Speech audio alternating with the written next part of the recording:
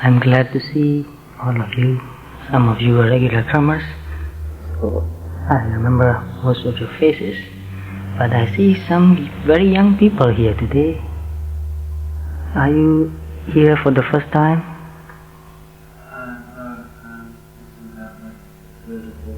Third or fourth?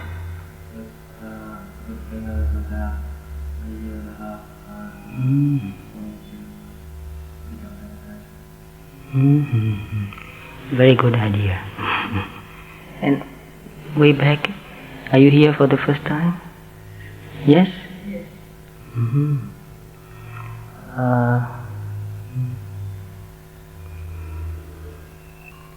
Have you meditated before? I know you have done that before a few times. And way in the back, any of you just really the first time meditating? Tried before? Oh, I want to know if there is anybody here who has never meditated before, who is a real beginner. Oh, I see, quite a few here today. Well, I want to tell you that once I was a beginner, because that's where we begin. It was a long time ago, when I was about 16. Long time ago, about 34 years ago. So I've come a long way. 34 years is quite a long time. So I welcome especially to those who are real beginners. And also regular comers here. Very glad to see you. Welcome everybody. So since there are a few people here who are really a beginner, today I would like to talk about meditation from the very beginning. Actually, I want to have a kind of series of talks so that I can add more details, more ideas, and keep it going. Maybe when I have time, I want to make a plan for that. Because whenever you want to study something, you need a kind of plan, to have a plan to do that. Meditation is a very deep and meaningful practice. It's a discipline. So I've got a few notes here because it's very easy for me to forget. Not because I have a bad memory. I used to have a very good memory. But even now I don't think I have a bad memory. But my habit is that I don't carry things in my mind. Most of the time I keep my mind quite empty. Just being aware, not carrying anything. It's very light.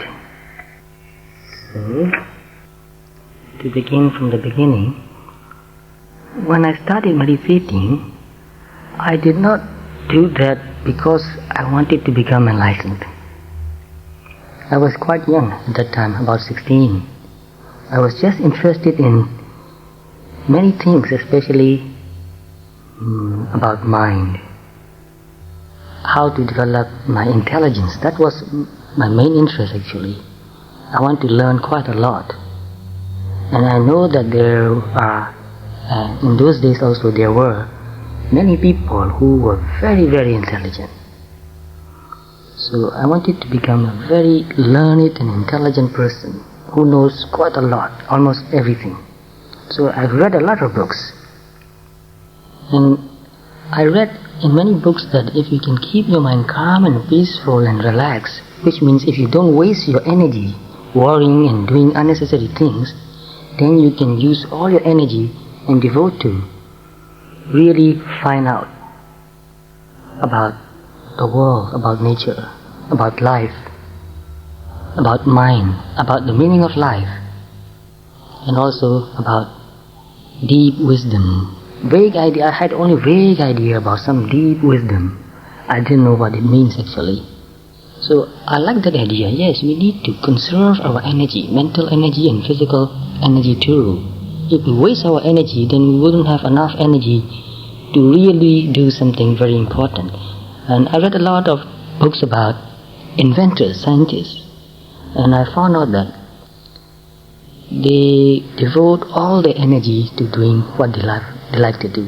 They did not waste their time and energy. Like, for example, Sir Isaac Newton. he didn't go to parties mostly. And when he could not refuse, he will just go and spend a few minutes and go away. He cannot waste that time, and he doesn't want to get distracted. So I like these scientists very much. They found out very deep and meaningful things about nature. And also I read a lot of books about people who are very spiritually developed. And I knew quite a few too. My first meditation teacher was a musician and also a musical instrument maker. I talk about him quite a few times. I really love him very much. He was, I don't know whether he's still alive or not. We don't have any contact anymore. He was a very special person. And he was an expert in classical music. I learned music from him. I went to his house, to his shop also, many times. And I watched him making musical instruments. And I watched him playing musical instruments. So beautiful and so much ease and so much perfection. It's really amazing to see somebody doing something almost perfect. Yes, I would say almost perfect. And I asked him to make a violin for me. I love violin very much. So I watched him making this violin from the beginning to the end. Just watching him making a violin was a big lesson for me. It's not just a trivial thing. If you see a master working, then you see that this is an art. So you might have heard about Zen masters talking about doing everything perfect, even archery. A monk shooting arrows is something contradictory sometimes, but they made it into an art. So I watched my teacher making a violin. He had a big stump. I don't remember exactly the quality of the wood, but he had a big stump. And he looked at the stump, and then he cut the stump, big thick piece. And then he washed the grains very carefully and cut off pieces, cutting off those things that are not useful. And then he cut this one piece into two again, and then put the two together like this, so that the grains are identical. It matches, just like a mirror image. So my violin looked very beautiful, with its round grains. It looked like a butterfly, and he cut it into very beautiful shape and polished it very carefully. And I watched him making every piece of wood with real love and care. It was really beautiful to watch somebody doing something, really knowing what he's doing, really knowing how to make it perfect, and doing it with wholeheartedness, mind and body doing it. Not just making it with machine. He was all the work was done by hand. We didn't have machine in Burma in those days to make musical instruments. So he was doing it very, very carefully. The body piece and the neck, the finger bowl, the pegs, and also in the end he put polish on the violin, and then put the strings on it, and then tuned the strings and played it, plucked it. So beautiful sound. And so he gave me that violin and gave me very simple exercise to play. Just a few notes, 4 or 5 notes, to play it again and again in different variations. So I learned violin from him.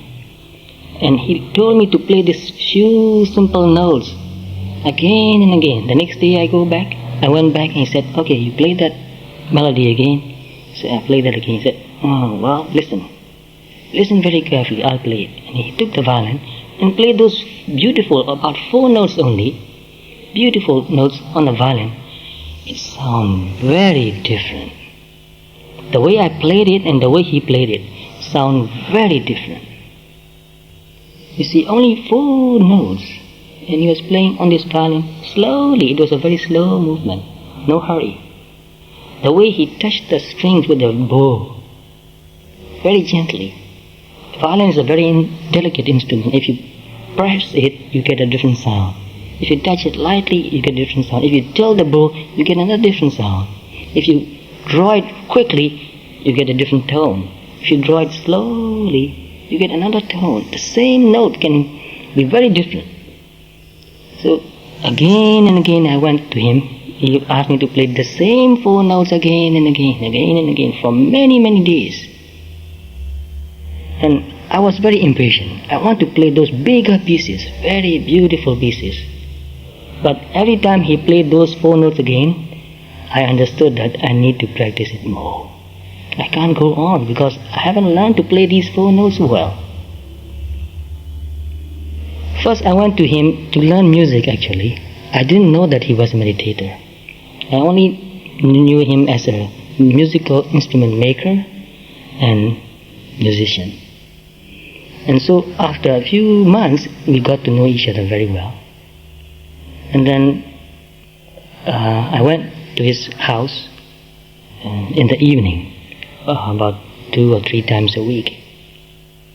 And then we played music for a few minutes, and he'll teach me some new things, how to make new sounds. And one day he said, let's meditate. Just that. He didn't ask me whether I would like to meditate or not. He just said, let's meditate. I was very surprised. I didn't know that he was a meditator. I didn't expect that. But we became such good friends. And he was such a gentle and loving and kind person. And he lived like he knows what he's doing. He never talked about other people. He never talked about making money, becoming famous, or getting better, or anything like that. He just did everything with much ease, not worrying about anything. Very calm and peaceful and relaxed person. So I love him very much and respect him very much too. So when he asked me, when he told me, let's meditate, I said yes. I cannot say no. He asked me in such a gentle way that you cannot say no. If he asked me, are you going to meditate? Then I'll think about it. I might change my mind and say, oh, I don't have time, I must go back. But he asked me in a very gentle way. So you see, gentleness has a lot of power. If you say something wholeheartedly, with real kindness, with real compassion, and gently, it has a lot of power. And somebody who hears that will not think of saying no. So I hope you understand this idea. Gentleness has power. So I meditated with him. He gave me a very simple instruction. Sit, breathe deeply. Keep your mind near the nostril. Feel the air coming in and going out. Feel the air. He didn't say anything, just feel it. So this idea, feel, this word feel is very important in meditation. Don't think about it, feel it. As the air comes in, it touches near the nostril and you feel it cool. And when it goes out, it's warmer. So find out the place where you feel this coolness and warmness. And also gently, lightly touching, softly touching. Breathing in, breathing out. Where do you feel that? That warm air coming out, cool air going in. Which area, which place you feel it? Keep your mind there. And so we sat and meditated. At first he told me to breathe a little bit harder than normal, because he said, normally we are so busy doing so many things throughout the day, we are very agitated. And also, we have the habit of thinking all the time, whether it's important or not. Just thoughts coming in, one thought after another. We are not making it, but it's coming all the time. So just to keep the mind on the nostril more easily, he said, breathe deeply. But he explained to me that when you become a good meditator, you don't need to do it anymore. But for a few days, whenever you meditate, breathe deeply. It helps you to keep your mind there. So this is quite true, it's natural. When you breathe very gently, it's difficult for you to feel it, because to feel is the most important thing. So he said, breathe deeply, like this. Then it's easier to keep the mind. The mind wouldn't run away. It cannot run away because the sensation, the feeling is so obvious, so distinct.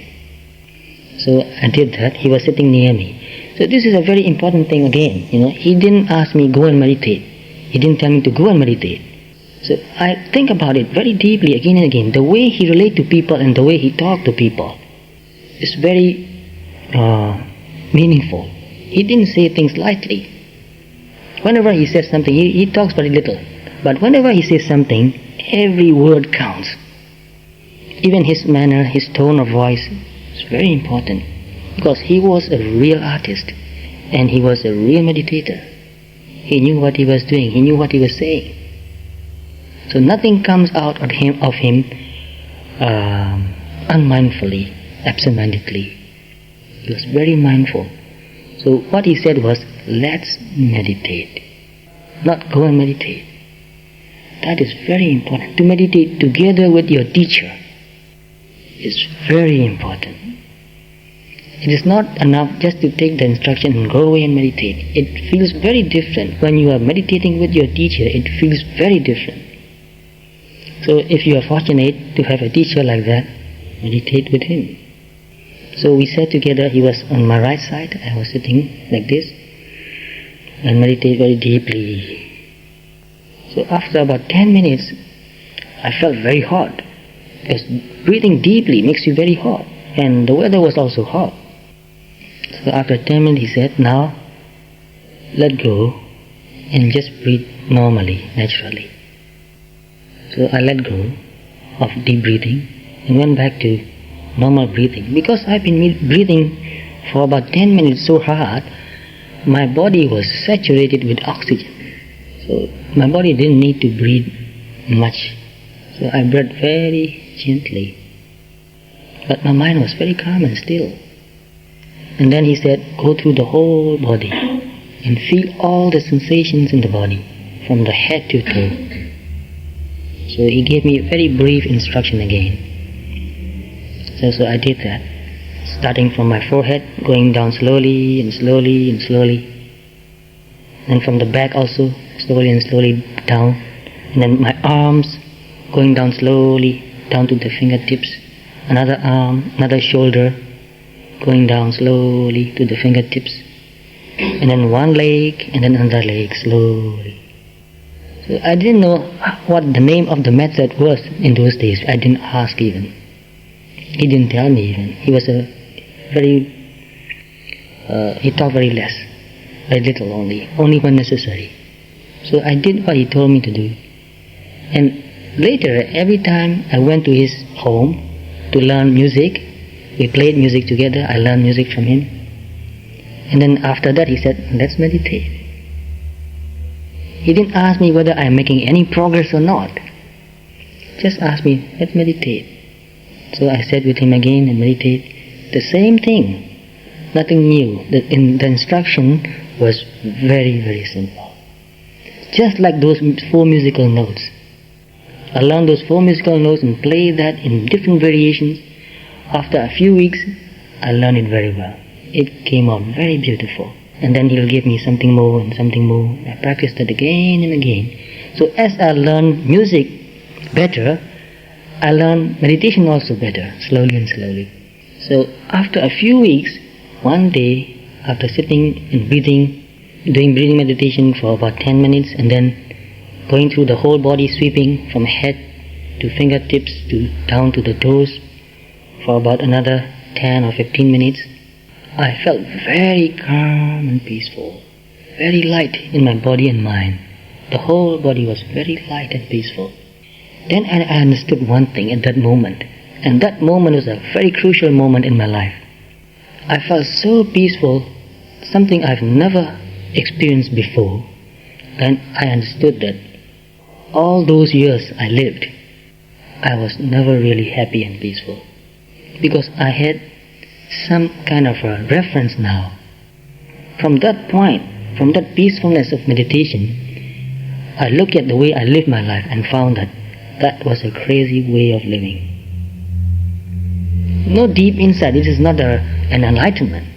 But I understood something. I am not going to live like that anymore. I must change the way I live. I was doing too many things in those days. Actually, my father was also a workaholic, and I was not a workaholic, but actually a bookaholic.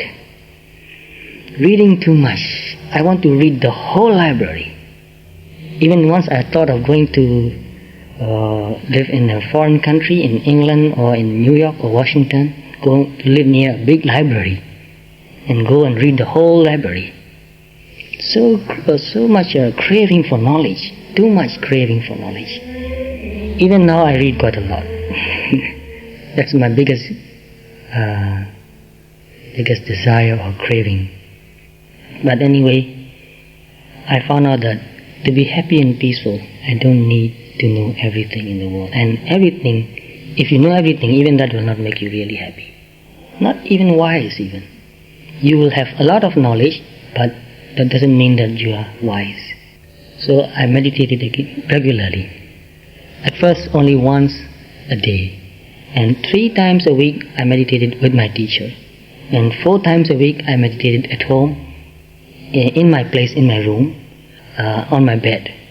And nobody knew that. My family didn't know that I was meditating. Because my family, my parents, they were not Buddhist. So I didn't want them to know that I was meditating, because they might not understand me. And I did not consider myself as a Buddhist even. I did not consider meditation as a Buddhist practice. I did not have any labels, and that was very good. That was a kind of freedom. No labels. I was just doing something that I feel is good to do. I enjoy doing that. It was just very nice to meditate. So before I go to sleep, I sit and meditate. So the posture he taught me was sitting like this. Very simple. In Asia, most people sit like this on the floor. And he told me to put my arms like this. To let my fingers free. He said, don't let your finger press anywhere. Just let your fingers free. So this was the first posture he taught me. He said, if you want to, you can keep your arms like this too. Your hands like this too. But if you can, do like this. Let your finger free. And later I found out the importance of that. If you let your fingers free, your arms become very relaxed. And to let the eye close, but don't shut it completely. So if you look at the Buddha image meditating, you'll find that the eye is slightly open. And that is not something that the image maker made it accidentally. It is described in the meditation books that when a meditator becomes really relaxed, calm and peaceful, the eye opens a little bit. And that is the sign of peacefulness and relaxation and ease. So it is very important to be at ease when you meditate. If you don't know how to do that, meditation can become very stressful, very painful sometimes. That's why some people run away. They can't sit. They don't want to sit. It's painful. But I learned this from a teacher who was a really good meditator. So I got very good instructions. Very simple actually, but very important. Very good instructions. So sitting like this, with the back straight, but not tense. Straight, but at ease. As much as possible, very relaxed too. And keep the head straight only, not like this, very gently and at ease. You can feel it. You do it a little bit, you make your head bend a little bit or go up a little bit and find a position which is the most pleasant. You feel very at ease, very peaceful, very relaxed. So sitting like this, he said, don't press your arms. Just let your hands rest on your knees. Don't press. So that is also another thing important. And some people, when they concentrate, they do like this. The eyebrows come together closer. How do you call that in English? Frowning, yes, frowning. So they try very hard. They try very hard to meditate, so they frown. And that becomes very painful. It can give you eye aches even. It can make your eye aches. So he said, don't frown. Leave your forehead very relaxed and smooth.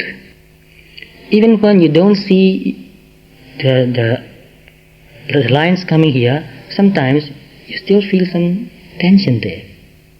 So just feel the tension and let it go. Never use any tension. And also he said, don't make your eyes shut too tightly. Sometimes people meditate, they keep the eyes like this. Too much pressure.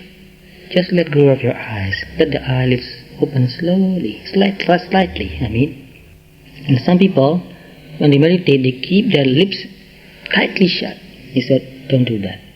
Just let them touch very gently.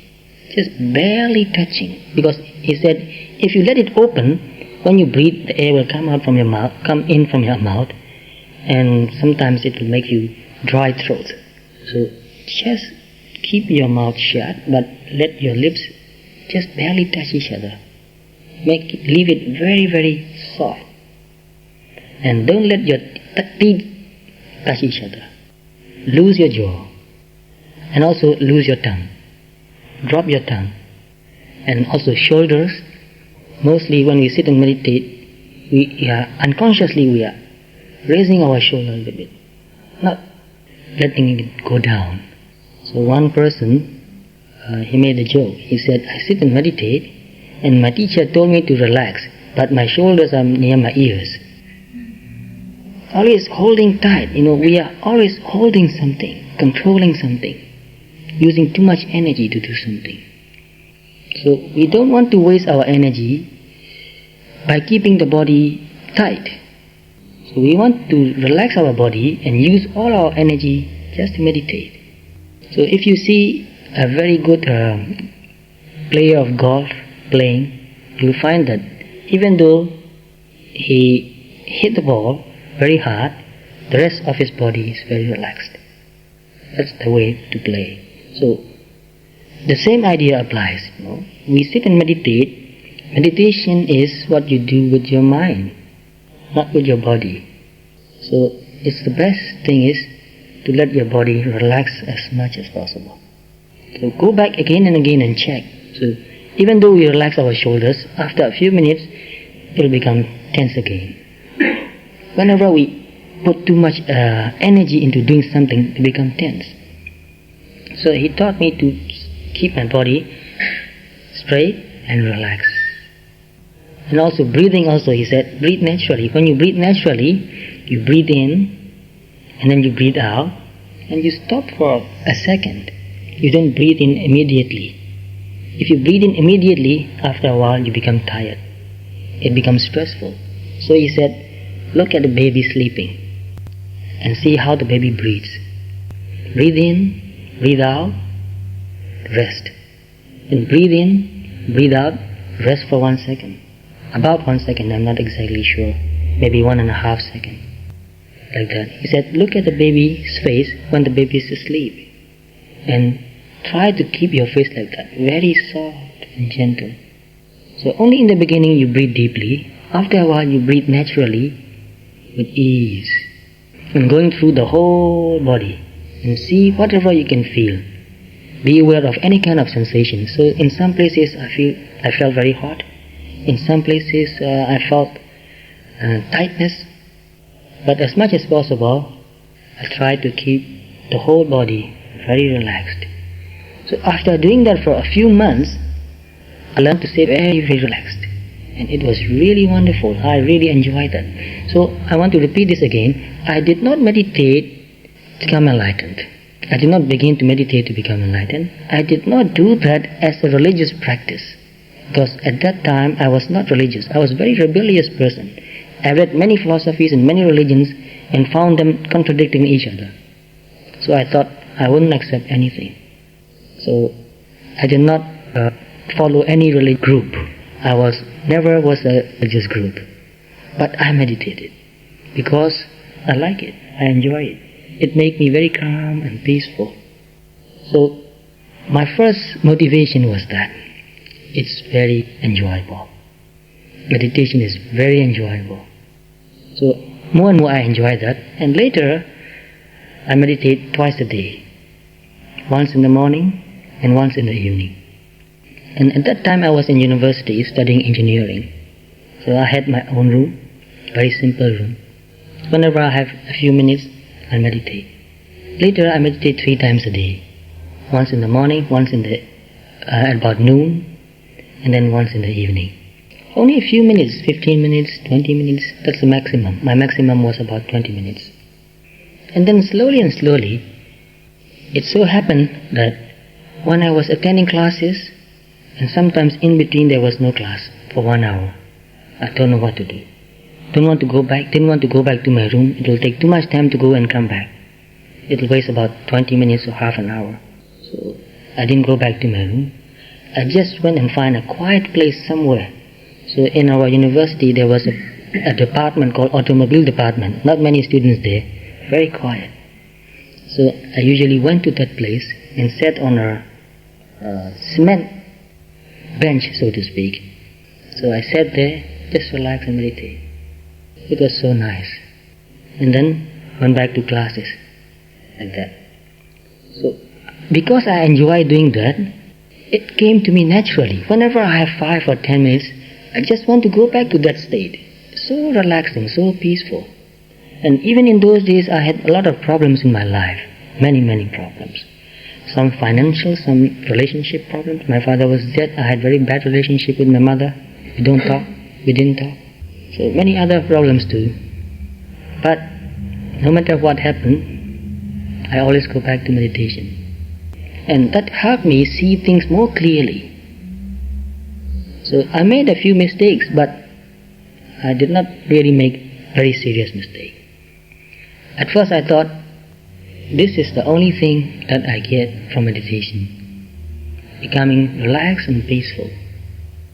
And becoming more clear about what's happening in my life and what to do. That meditation, calmness and peacefulness, gives me some clarity.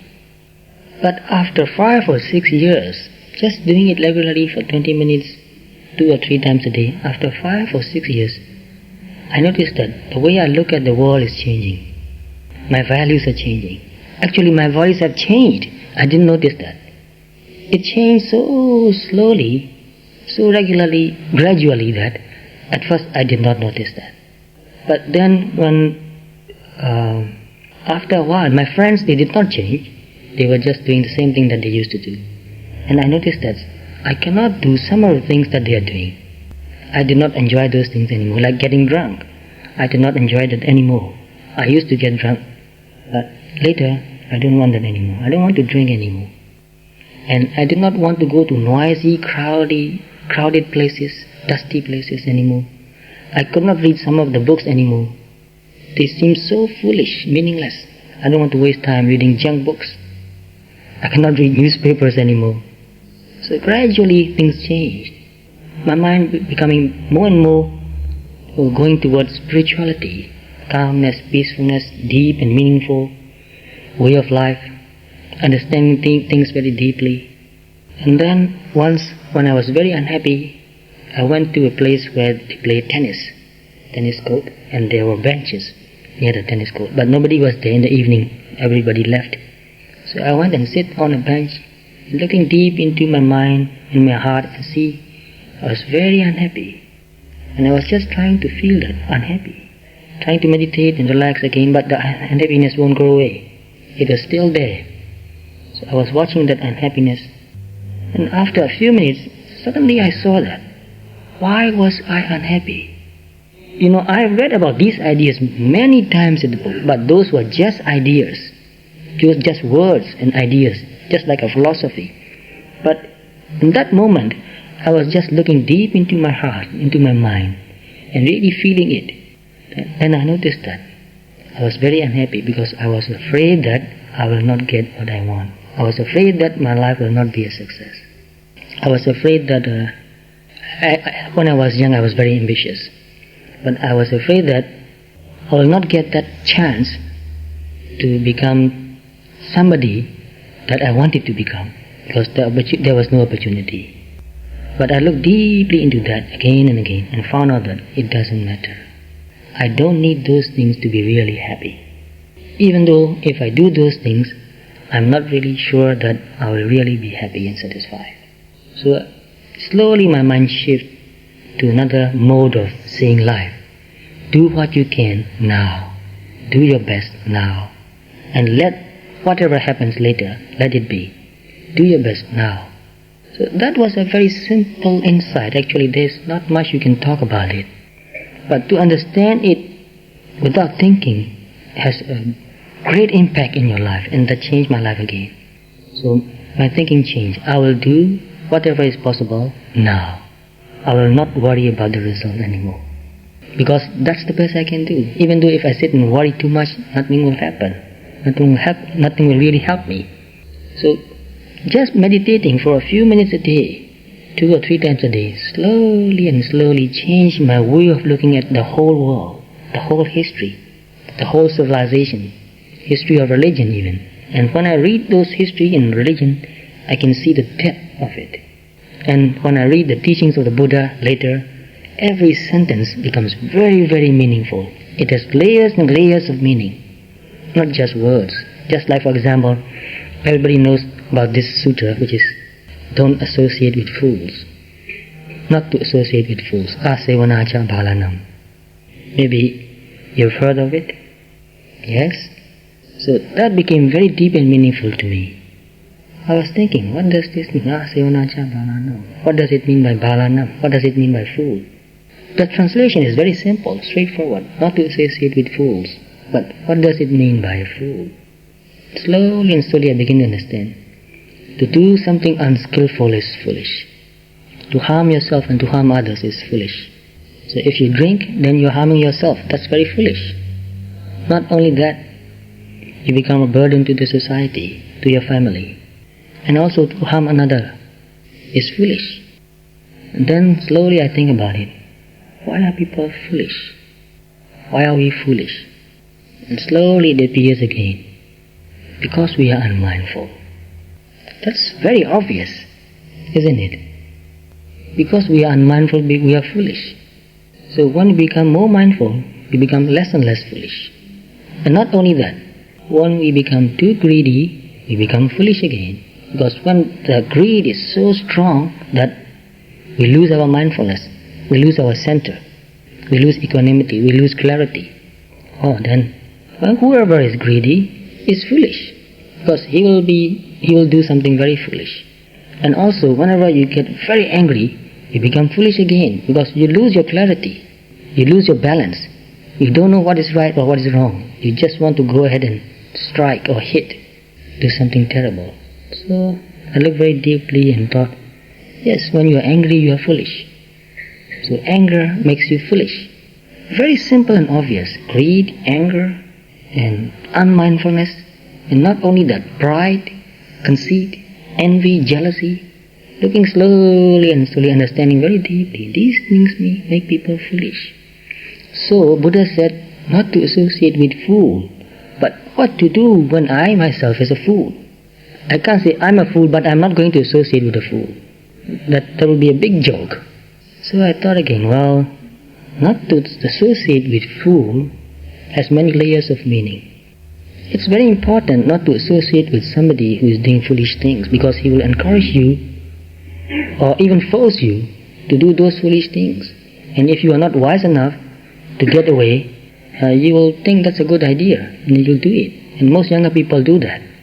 But if deep inside you, you are not mindful, you are greedy, you get angry, you lose control, you are conceited, you are proud, you are envious, jealous, then you will do foolish things. So it is more important not to associate with those things that makes you foolish. So slowly and slowly these things become very deep and meaningful. So whenever I get very greedy, I'll just take time and relax and look deep into my mind. And here is greed. So just to see greed as something objective gives you freedom. So whenever I get upset, actually I had very short temper. I get angry very easily. So whenever I get very angry, I look at my anger. Oh, this is anger. I've done so many things because I got angry. Said so many things wrong. Hurt so many people because I got angry. Couldn't control myself. So gradually, this being mindful and peaceful and relaxed, brings this quality, this clarity. Slowly and slowly I see things happening in my body and mind, in my life. And then later I decided to meditate more and went to a meditation center, forest monastery actually, and took robes and became a monk. That happened later. So it is very important, if you really want to learn something, it is very important to practice it every day. But unless you love doing it, you will find excuses. But if you really love doing it, you will never find an excuse. Oh, because I'm too tired now, because I'm too busy now, I can't meditate, maybe tomorrow. You will not say that. No matter how tired I got, I meditate before I go to sleep. Because if I don't meditate, I can't sleep. My mind keeps thinking. I waste more time just lying in the bed and couldn't fall asleep. So I found out that it is more efficient to meditate. You spend 20 minutes or half an hour, you don't waste the time. And actually, if you meditate and make your mind calm and peaceful and go to sleep, you sleep very well, very soundly, and when you wake up in the morning, you feel very refreshed. So I told myself, when I wake up in the morning, the first thing I will do is meditate, so that I can keep my mood. I can create this peaceful mood early in the morning and try to carry this mood throughout the day. Try to keep calm and peaceful. So these are very important things. So if you want to be a good meditator, and if you really want to make the best out of your life, meditate regularly. Learn more about meditation. It's very simple actually. So here are a few things that I wrote. The practice of an art requires discipline. So like playing a violin is an art. It's a discipline. And also mindfulness meditation is an art. So the practice of an art requires discipline. Newcomers and really beginners, remember this and think about it very deeply. Anything I do only if I am in the mood may be a nice or amusing hobby, but I shall never become a master in that art. So if you really want to do it well, you need a long-term program. Although I am a beginner today, after a few years I'll become an expert, a master. But the problem is not only that of discipline in the practice of the particular art, say practicing every day a certain amount of hours, but it is that of discipline in one's whole life. So we cannot keep meditation separately from the way we live. This is not possible. I've expressed this idea before a few times, but I want to repeat this again and again. Our life is a whole. So this idea of compartmentalization, I've read about this word, it's very difficult to pronounce. It's very deep and meaningful. We cannot separate meditation from our daily life. If you really want to meditate, then you have to check the way you live your life. What am I doing during the day? If you are doing anything that will disturb your meditation, stop it. So try to arrange your daily life so that it will support your meditation. Even the way you eat, the food you eat is very important. Even if you drink too much coffee, you cannot meditate. It agitates your mind and body. So try to think about it. Without such discipline, however, life becomes shattered, chaotic, and lacks in concentration. So without discipline, we will not have concentration. That concentration is a necessary condition for the mastery of an art and is hardly necessary to prove. Anyone who ever tried to learn an art knows this. So, like what I told you a few minutes ago, playing violin, I played it every day, many times a day. Sometimes, even before I go to sleep, I went to sleep, I kept my violin near me, near my bed. And in the morning I woke up, I just pick up the violin and play the violin. Because I love it so much. I wanted to do that. So that's the way you become an expert. Anyone who ever tried to learn an art knows this. Yet, even more than self-discipline, concentration is rare in our culture.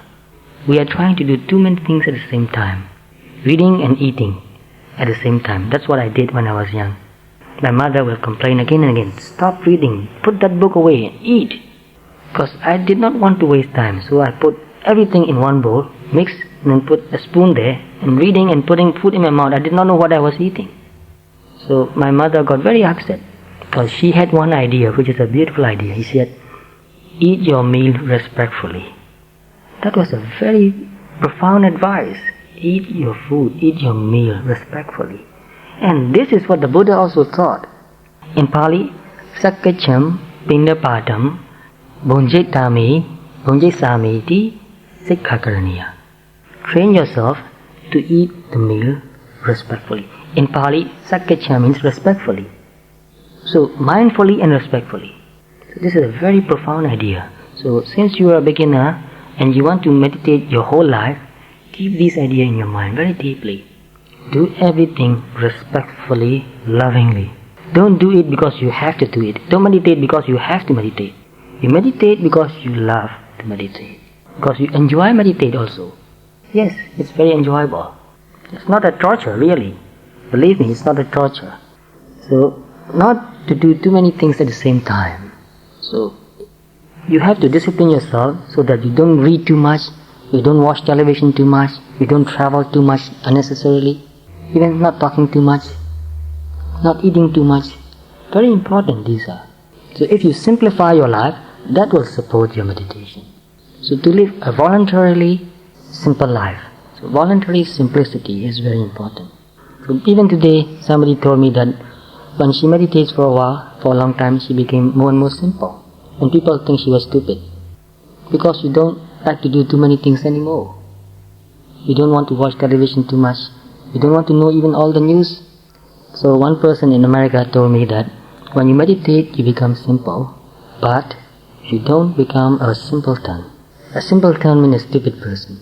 But to be simple and to become a simpleton is not the same.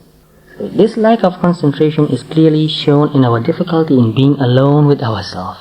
Yes, it is becoming more and more difficult. To be alone, quietly sitting, doing nothing, is very difficult. We become very agitated and anxious. Sometimes we feel guilty. I'm doing nothing. I should be doing something. So one person, they used to say that, don't sit there, do something. But now they say, don't just do something, sit there. Yes, we are doing too much. So to sit still without talking, smoking, reading, drinking is impossible for most people. Some people can do that, but most people cannot. Another factor is patience. Again, anyone who ever tried to master an art knows that patience is necessary if you want to achieve anything. Be patient. Don't expect too much too quickly. It takes some time to learn to meditate, to become really peaceful, to become really clear. It takes time. It took me at first for a few weeks even to experience a couple of minutes of peacefulness and clarity. Just a couple of minutes. But that was really great. Something I had never experienced before. The mind can become so peaceful and clear. Amazing. It's just like a diamond. So clear. If one is after quick results, one never learns an art. So don't go after quick results. Tell yourself it will take time. Anything you learn, anything worth doing, takes time. Nothing comes cheap. Yet, for modern man, patience is as difficult to practice as discipline and concentration.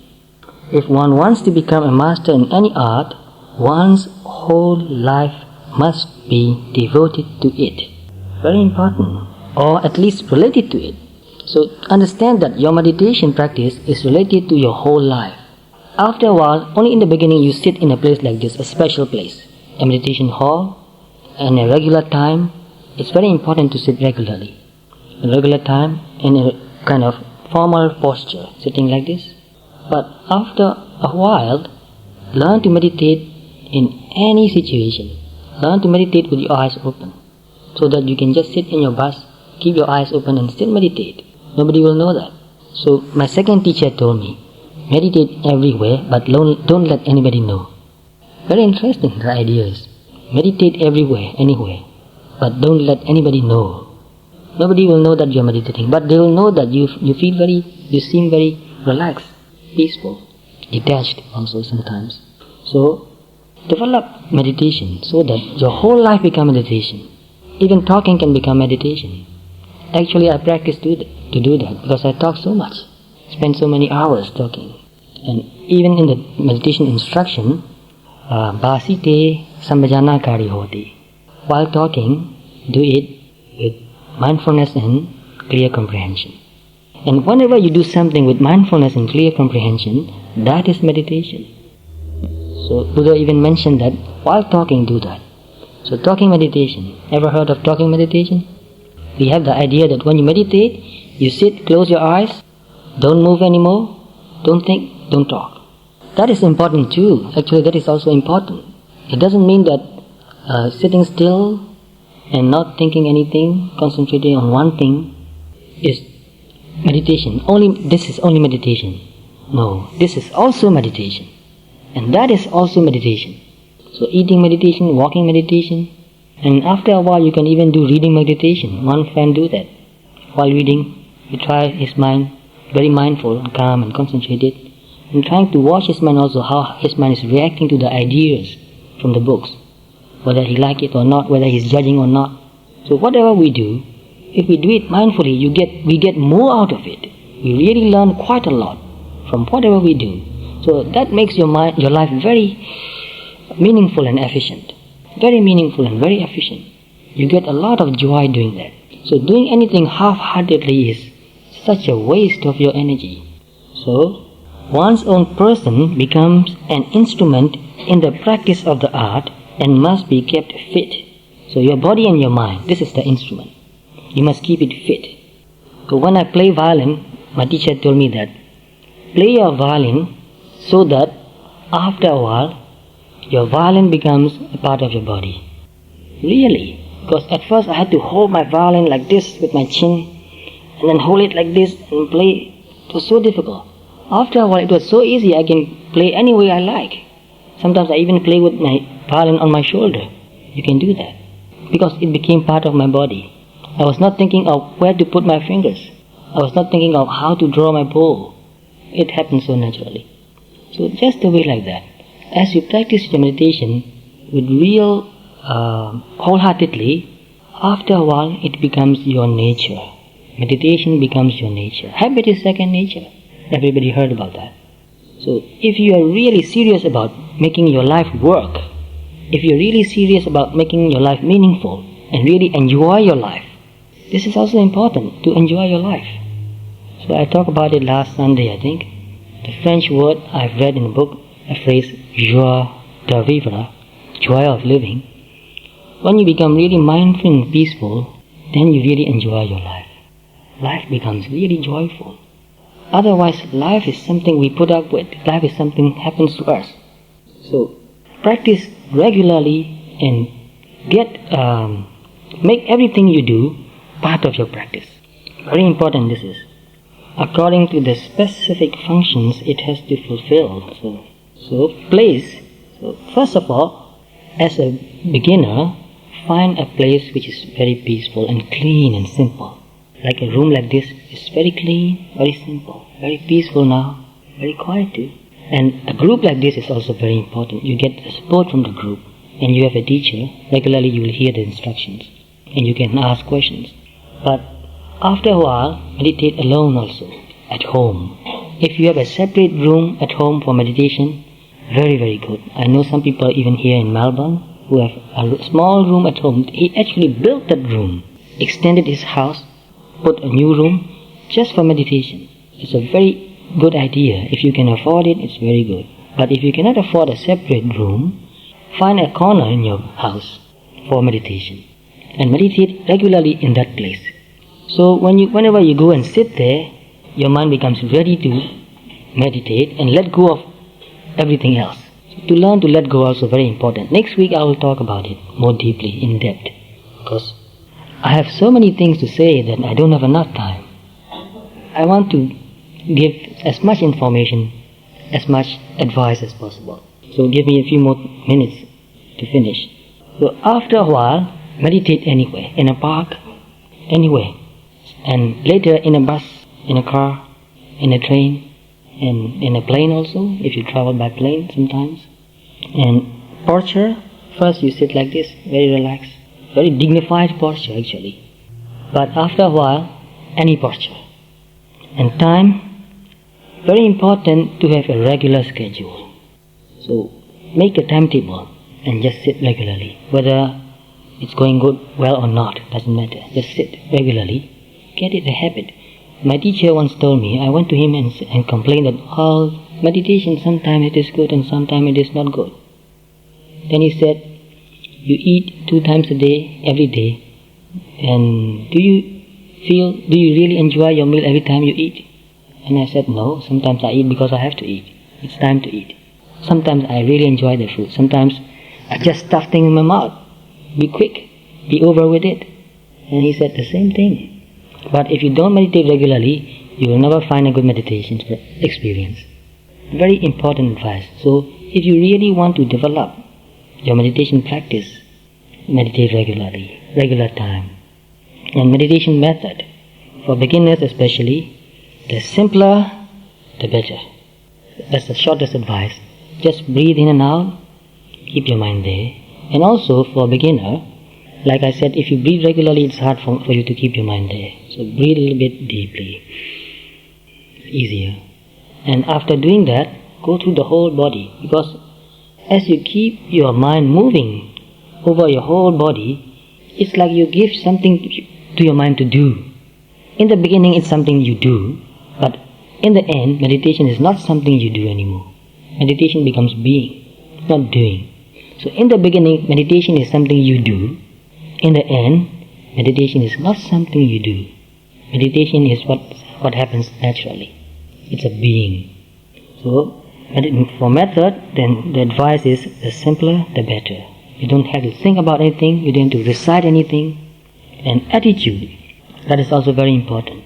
Don't expect anything to happen. Don't try to make anything happen. Which means don't try to make your mind become peaceful. Don't do that. Just try to be with breathing and sensations, and when thoughts come, just watch the thought very gently. Don't resist it. Don't push it away. Let it come and let it go away. Don't get upset. So, real good experience happens when you don't expect anything. And when the first time when something happens and you feel very happy about it, the next time you try to make it, it will not happen. It becomes harder if you make it. And another advice is you need a long-term program. So I have many more things to say, but very sorry I don't have enough time today, because I want to give you some time to meditate, to really meditate. So next time we meet again, I'll have many things to talk about. So I want you to come again and again, because it is a learning process. 1 hour is not enough to teach you meditation. Although I can teach you some simple instruction, you need to know something more to meditate. So now we will meditate. I'll guide you in the beginning. The first part, we will just breathe in and out for a few minutes. And then we'll go through the whole body, part by part, slowly and slowly, the whole body. And the next time, we'll do the bigger part, not detail. And then the last time, the third time, the whole body at once. So it has 3 stages. So sit anywhere you like. Just make yourself comfortable. But it's better to keep your back straight. It's easier to breathe. If you sit in a chair, if you can, don't lean on the back. Because if you lean on the back, it puts pressure on your buttock. And after a while it becomes very painful. So keep your hands anywhere you like. The only thing is to keep it very relaxed and natural. Don't hold any position. So you can put on your hands on your knees, or you can just cup your hands in your lap. Just leave it there very gently. Now, let's breathe in and out mindfully for a few minutes.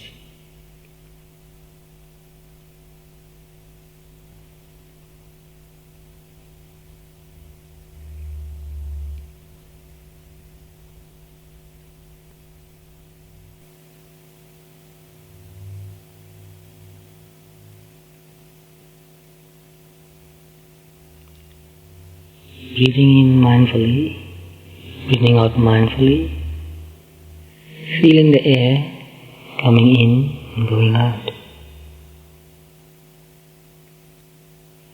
Coming in cool, going out warm.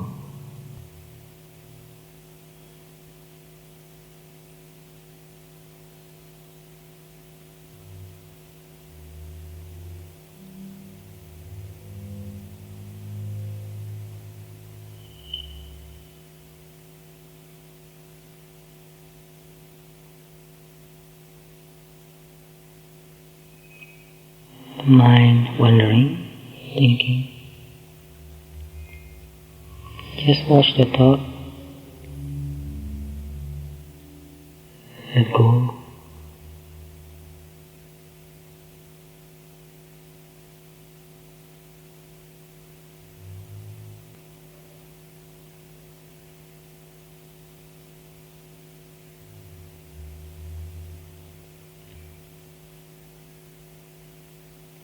Now pay attention to any sensation in your forehead or on your forehead.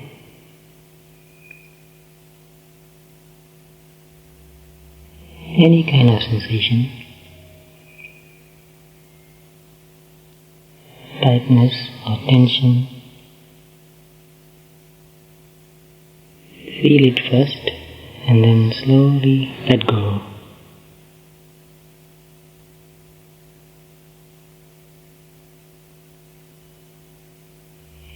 If you are frowning, you can feel it tight there.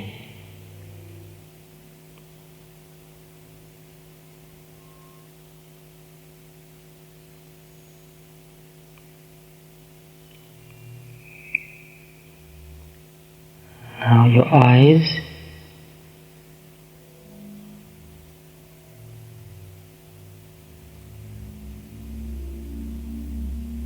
Just relax your eyelids.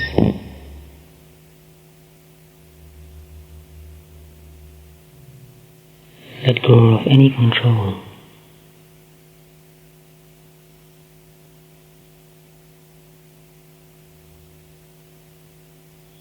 Slowly move down to your lips.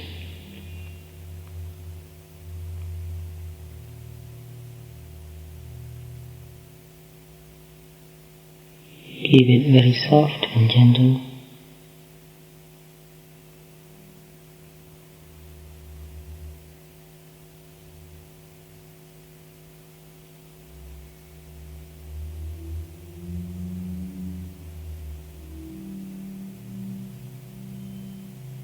Now your jaw muscles.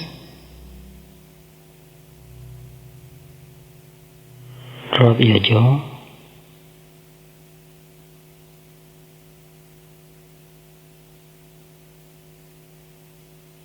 Feel it becoming more relaxed and peaceful.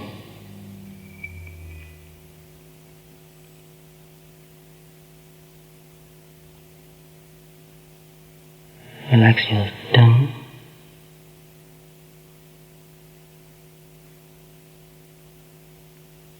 Throat.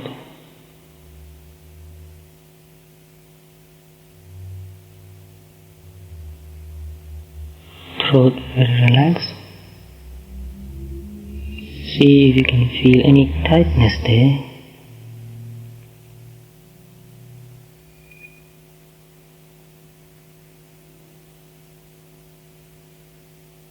Now the whole face relaxed. Very soft.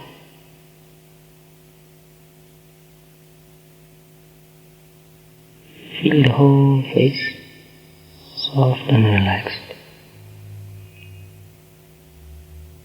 It feels very good to relax.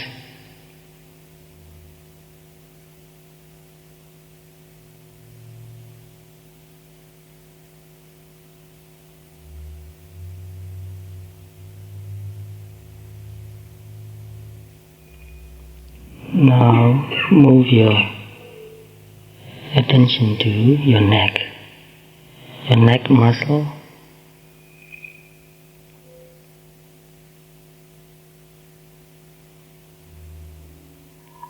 Find a suitable position so that you'll feel more at ease.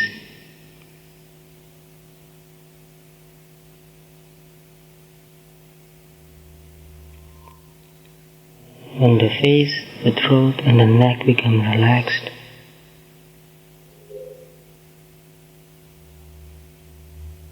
you feel very much at ease in your head.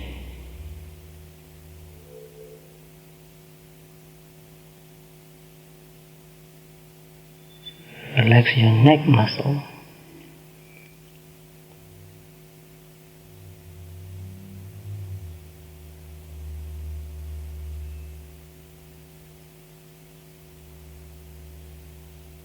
If you can keep your face relaxed, then it is very easy for you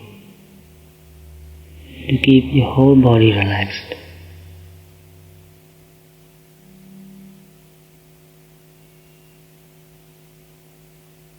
Now, shoulders relax.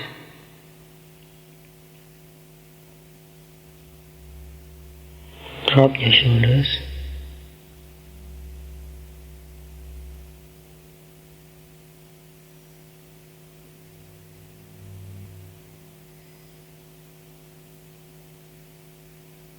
Now go down your right arm slowly.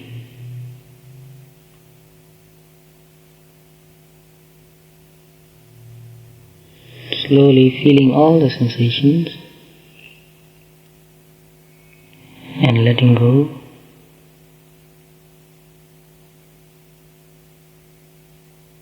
To the tip of your fingers.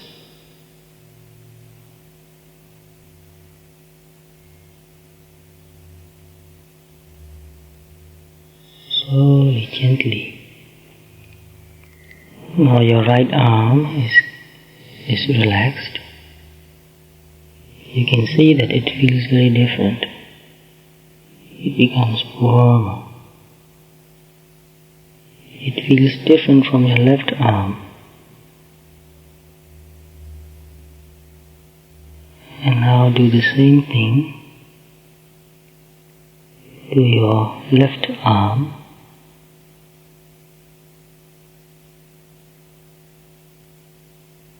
Go down your left arm slowly. Feel all the sensation. Movement, tightness, warmness.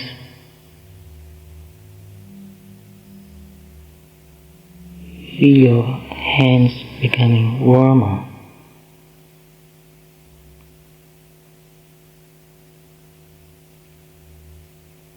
Warm and soft.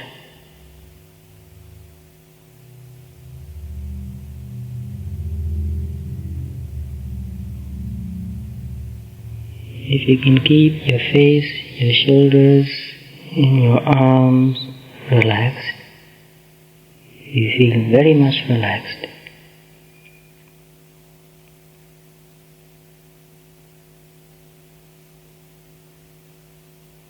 Feel the relaxation. Thoughts come and go.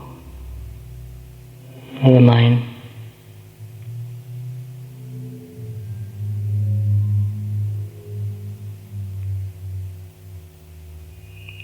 Now your chest.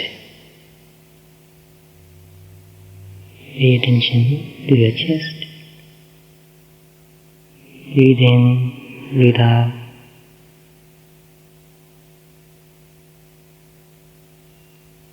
Movement.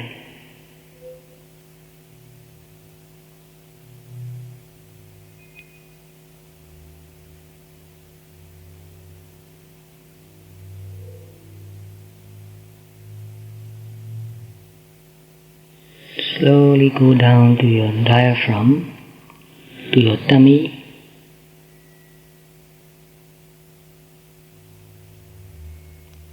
Let your tummy become very soft.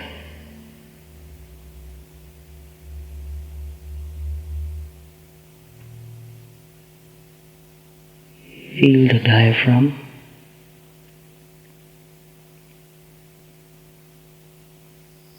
Breathe in, breathe out.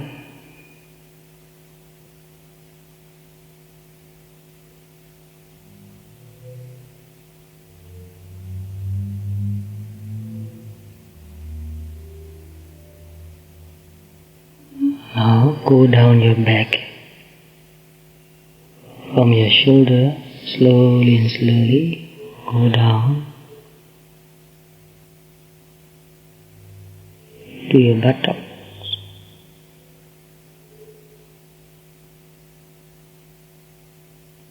Feel anything there, movement, hot, pressure, tightness, and in the end, let go and relax.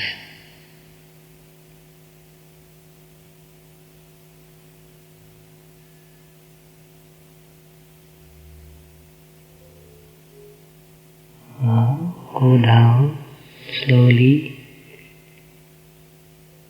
your right leg,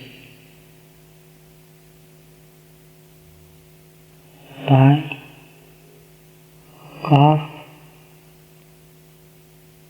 foot,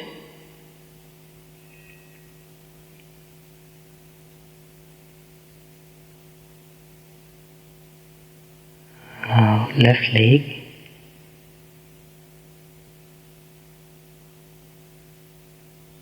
slowly go deep into the muscle, feel everything there.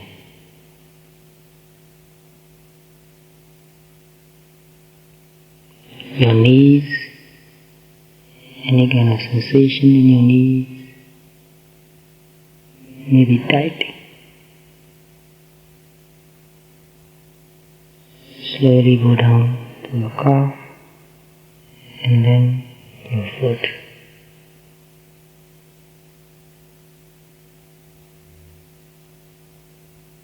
One round finish.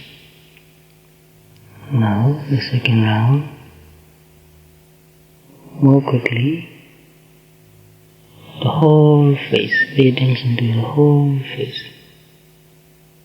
As a whole, relax. Feel any sensation there, your eyelids may be moving.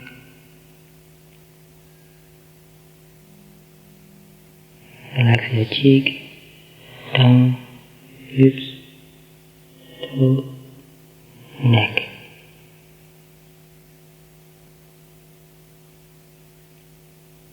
Right shoulder,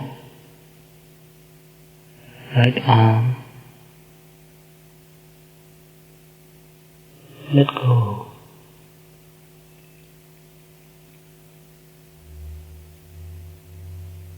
Left shoulder, left arm.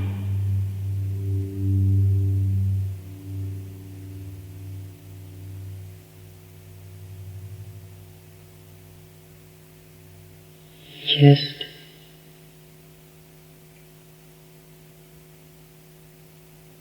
tummy,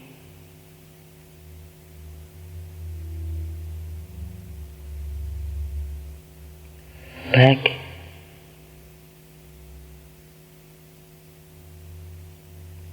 buttocks. Feel the sensation, maybe hot, maybe pressure, maybe tingling, movement, vibration.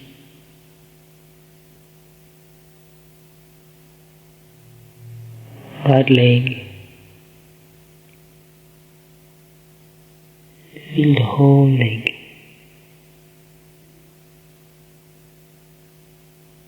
Left leg,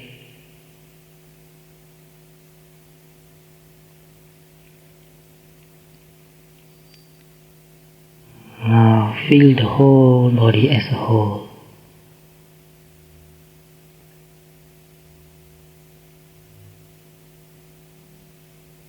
In some places you can feel more sensations.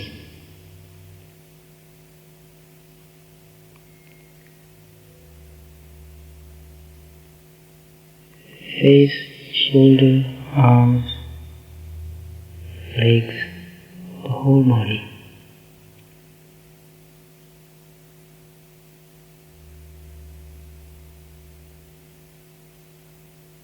Very peaceful, very relaxed.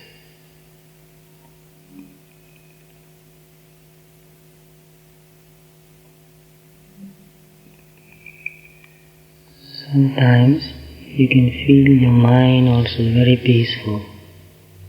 Sometimes feel the peacefulness in your mind. Even for a few seconds,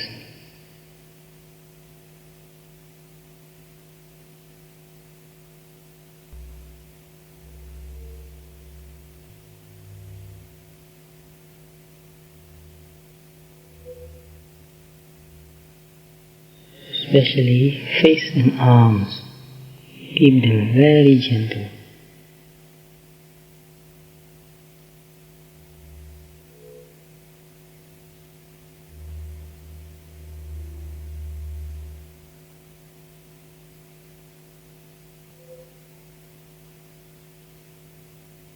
If your mind gets distracted, go over the whole body again slowly.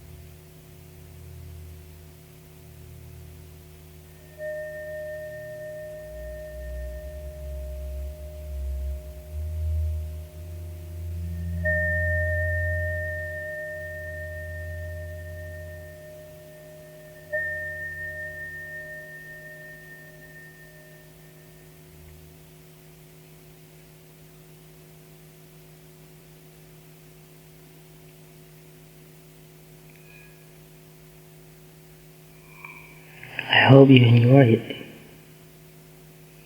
If you practice regularly, after a while it becomes very easy. In a few minutes, your body and mind become very calm and peaceful. And then slowly and slowly, it becomes more and more alert. And you can feel very subtle sensations in your body arising, moving, vibrating. So I would like you to ask questions about this method of meditation. Any questions?